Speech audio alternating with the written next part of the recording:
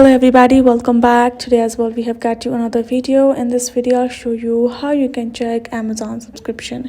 But before that, please do make sure to like our video, subscribe our channel, and yes, without any further delay, let's get into it.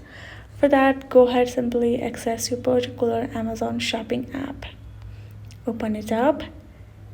Now right over here, all you gotta do is, first thing, make sure you are correct logged in with the correct account, and the next step, simply go ahead and tap on this 3 horizontal line in the bottom right. Tap on this option of account right over here and simply scroll till you find this option of membership and subscription below Amazon Music settings. Go ahead, tap on it.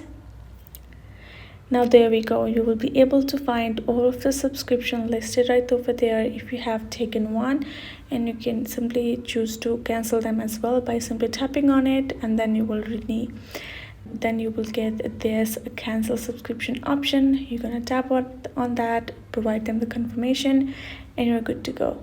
So that is the way for you to cancel the subscription existing and find them all, and that is how you can do it as well. So hope this video was helpful to you all. Thank you so much for watching, and yes, I'll see you guys in our next video.